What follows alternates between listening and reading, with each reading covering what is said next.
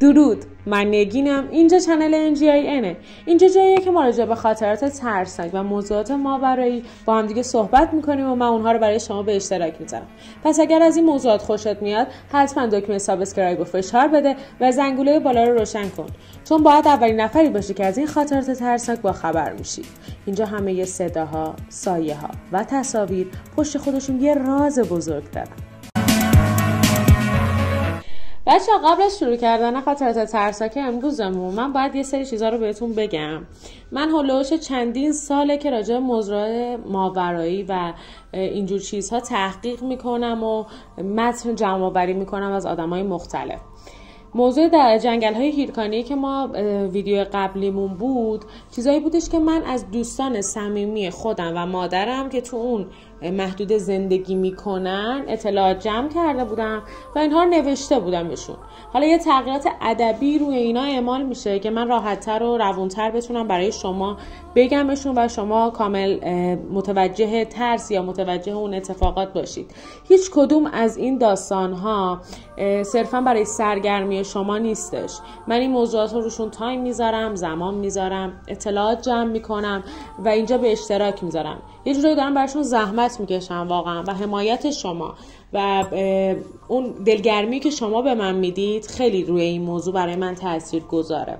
ممنونم از شماهایی که با کامنت های زیباتون، با لایکتون، سابسکرایبتون انرژی مثبت بهم دادید و باز هم ممنونم از کسایی که کامنت های هیت و منفی دادن. این نشون دهنده اینه که من انقدر توی ذهنت بزرگم که به خودت اجازه میدی به من هیت بدی. دوستتون دارم، متشکر. میریم سراغ داستانای امروزمون.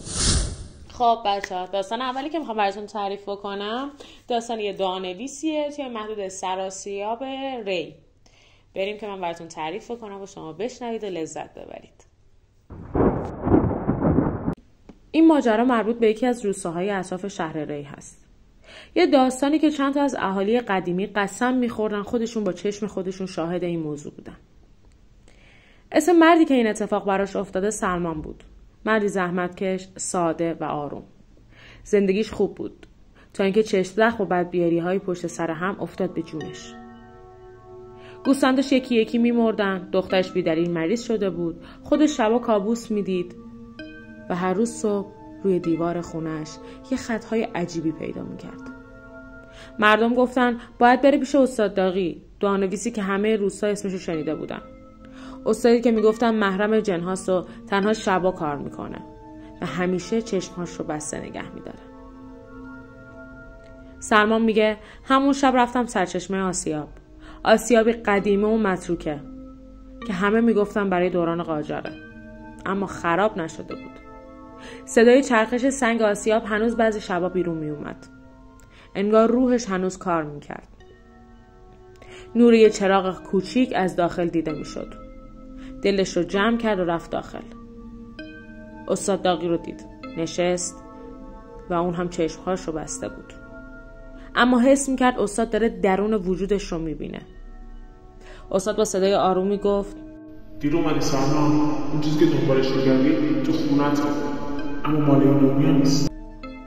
سلمان لرزید. استاد ادامه داد 3 شب از خونه بیرون نرو، وگرنه چیزی که بهت چسبیده میفهمه داری کمک میگیری. بعد یه کاسه جلوش گذاشت. تو کاسه خاکستر، آب و چند تا ناخن بلند و زرد بود. استاد با چشمای بسته شروع کرد به نوشتن دعا. اما عجیب اینجا بود، قلم تکون میخورد اما دست استاد تکون نمیخورد. قلم انگار خودش مینوشت. سلمان میگفت بوی تعفن بلند شد. یه صدای خشخش اومد از پشت استاد. سایه‌ای روی دیوار ظاهر شد، سایه‌ای یه موجود با گردن بلند و دست‌های لاغر و انگشت‌های دراز. استاد گفت تکون نخور، نگاه نکن. اگر نگاهش کنی اسمتو یاد میگیره. سلمان سرشو پایین انداخت اما لرزش پاهاش قایم شدنی نبود. استاد یک کاغذ سیاه داد دستش. گفت اینو ببر بذار تو طویلت. تا صبح هیچ صدایی رو جواب نده. سلمان گفت برگشتم خونه. کاغذ رو گذاشتم تو طویله. شب همونطوری که گفته بود چراغ‌ها رو خاموش کردم و هیچ صدایی رو جواب ندادم. اما نیمه شب کسی به در طویله میزد. بعد صدا عوض شد. صدای دختر کوچیکش بود. بابا من سردمه، درو باز کن بیام تو. سلمان گریش گرفت، اما استاد گفته بود جواب نده. باز دوباره صدا اومد. این بار زنش بود. سلمان بیرم، دخترتو ول کردی بیرون، درو براش باز کن دیگه. ولی سلمان میدونست هرگز نباید درو باز کنه، چون خانواده‌اش کنار خودش خوابیده بودن. صدای پای چیزی میومد. انگار داره دور طویله میگرده. انگار چنگ میزنه به دیوار. انگار داره بو میکشه. تا صبح همینطوری بود. وقتی خورشید زد، سلمان دوید طرف طویله. دیوار پر از رد پنجه‌های بلند بود و کاغذهای دعای استاد کاملا خاکستر شده بود. سلمان رفت سراغ استاد، اما آسیاب خالی بود. هیچی نبود، نه استاد، نه وسایلش، نه چراغ، فقط خاک و گرد و غبار. پرسجو کرد. فهمید استاد داغی 3 سال قبل مرده بوده، ولی مردم میگفتن روش هنوز برای بعضیا دعا مینویسه. و از اون روز به بعد هیچ کس شبها از کنار آسیاب رد نمیشه، چون بعضی شبها تو تاریکی میبینن پیرمردی با چشمای بسته داره روی دیوار دعا مینویسه. بچه داستان اولمون تموم شد. اگر که توجه کرده باشی توی داستان یه جاش میگه که مردم محلی به سلمان گفتن که برو پیش این دعا نویسه دعا بگین. بعد مردم محلی آخر داستان دوباره میگفتن که خیلی وقت مرده این آدم، مثلا دعا نویسه مرده، تو رفتی پیشش دعا بگیری. بعدن هر چقدر که سلمان از همون محلیایی که این حرف ازشون شنیده بوده سوال میپرسه، میگه خب با شما خودتون به من گفتید برو پیش این دعا نویس، چجوری الان مرده و این داستانا، همشون منکر شدن. یعنی گفتن که تو با ما حرفی نزدی راجع به این موضوع، تو هر بار گفتی این داستانا و این مسائل برام پیش اومده ما ناراحتت شده بودیم، ولی هیچ وقت پیشنهاد این که بری پیش این دعا نویس رو ندادیم، چون اصلا دعا نویس زنده نبوده و اصلا ما نبودیم که اون داستان رو بهتون میگیم. این یه تیکه رو که داشت برای من تعریف میکرد، بچه‌ها میگفتش که اصلا میگفتن ما نبودیم، یعنی 5-6 تا آدم مختلف بهش گفته بودن که ما نبودیم اینو به تو گفتیم برو پیش دعا نویس. اینو داشت تعریف میکرد، من مو به تنم سیخ شده بود و واقعا ترسیده بودم. من خیلی کم پیش میاد از این موضوعات بترسم یا استرس بگیرم، ولی خیلی برام جالب بود، گفتم اینو به شما هم بگم، شاید برای شما هم جالب باشه. بریم داستان دوممون رو بشنویم. خب بچه اگه ویدیوهای قبلی من دیده باشید، من توی ویدیوها میگم که اگر خاطرات ترسناک دارید یا موضوع ترسناکی براتون اتفاق افتاده و جذاب و هیجان انگیزه، برای من توی تلگرام ارسال بکنید. الان یه خانم مهربون و محترم یه خاطراتی که راجع به مادر بزرگشون بوده برای من به صورت وایس ارسال کردن. بریم با هم دیگه وایس ایشون رو بشنویم و کلی لذت ببریم. مرسی. سلام نگین جون، میخوایم یه داستان کاملا واقعی برای شما و دوستان عزیزمون تعریف کنم. داستان مربوط میشه به مادر بزرگم که برای ما نسل به نسل تعریف شد. ایشون ماما بود، توی یکی از روستاهای اطراف تهران زندگی میکرد. اسمش هم خدیجه بود، ولی همه اونو خدیجه ماما صدا میکردن.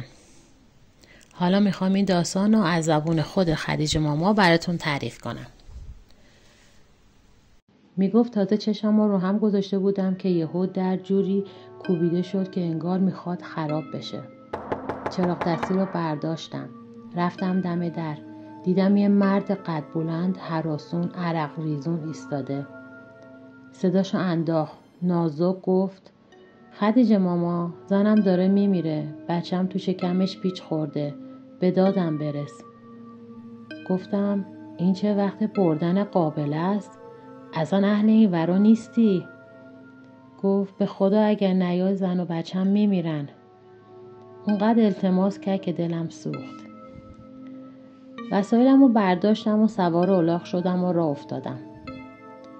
داشتیم میرفتیم که یهو از جاده زد بیرون. گفتم داداش کجا داری میری؟ گفت میخوام زود برسیم، از بیراهه میرم. همونجا یه ترس نشست به جونم. دل میکردم ولی چیزی نگفتم. 3-4 دقیقه بعد رسیدیم به یه چاه قدیمی، از همونا که همیشه مامانم میگفت جنها تو چاه زندگی میکنن. همین که چاهو دیدم یهو انگار یکی گفت این آدم نیست، مراقب باش. مرد برگشت سمت من، یه نگاه عجیبی کرد و گفت اگه بچم پسر باشه از سر تا پاتو طلا میگیرم، اگه دختر باشه زنده از اینجا نمیری. بچه ها قشنگ زانوهام خالی شد. ولی مجبور شدم برم پایین تو چاه. وای که تا عمر دارم یادم نمیره. پایین پر بود از موجوداتی که آدم نبودن. چشماشون زرد، صورتاشون عجیب، زن و مرد و کوچیک و بزرگ. انگار داشتن جشن میگرفتن که من رسیدم. زن زارو آوردن. بیچاره از حال رفته بود. با ترس و لرز شروع کردم کارم رو انجام دادن تا اینکه بچه به دنیا اومد. ولی لعنتی دختر بود. گفتم یا خدا الان کارم تمومه. یهو یاد اون تیکه نون افتادم که تو بخچم بود. یه ذره خمیرشو کندم و یه چیزی شبیه آلت پسر درست کردم، گذاشتم لا پای بچه. گفتم مبارکه پسره، سری قنداقش کردم. اون مرد از خوشحالی دیوونه شد. گوشه چادرم رو پر کرد از پوست پیاز و سیر. با خودم گفتم این دیگه چه مدل طلا گرفتنیه؟ اومدم خونه. همونو ریختم گوشه حیاط و رفتم خوابیدم. صبح نور افتاد رو چادرم. دیدم یه تیکه طلا افتاده رو زمین. همونجا فهمیدم اون پوستا همشون طلا و جواهر بودن. دویدم بیرون. اما هیچی نبود. غیب شده بودن. شب دوباره در زدن. همون صدا، همون کوبیدن، همون مرد. داد میزد. خدیجه ماما، زنم داره میزاد، بیا. اون لحظه فهمیدم قنداق بچه رو باز کردن و فهمیدن دختره. اومده منو ببره. از دست قرآن رو برداشتم. از اول تا آخر خوندم. اونقدر خوندم تا هوا روشن شد. صبح رفتم پیش کت خدا. ماجرا رو گفتم. فقط یه جمله گفت. اینجا نمون، بهتره از اینجا نمونی بهتره.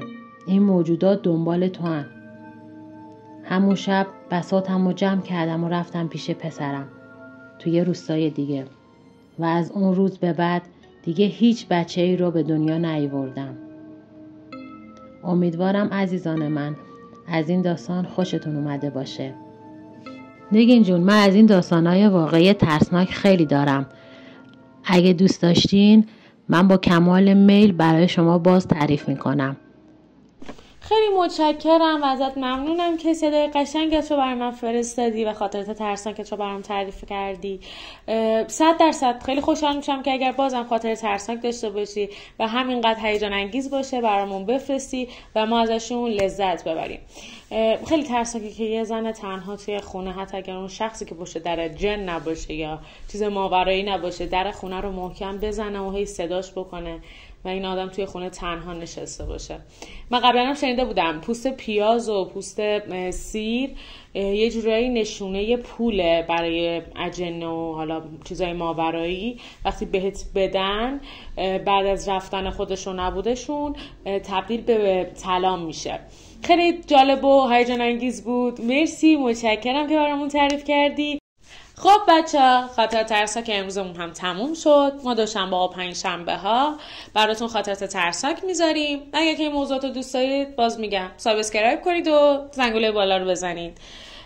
و اینکه اگر که دوست داشتید خاطرات ترسناک شما مثل خاطرات دومی که با وایس خودشون من برای شما گذاشتم اینجا گفته بشه و به اشتراک گذاشته بشه، حتما به آیدی تلگرام من پیام بدید. اونجا هم میتونید به صورت متن برای من ارسالش بکنید، هم میتونید به صورت وایس بفرستید. میتونید وایستون رو خودتون تحریر ادبیش رو بدید که راحت‌تر و بهتر مردم متوجه حرفاتون بشن.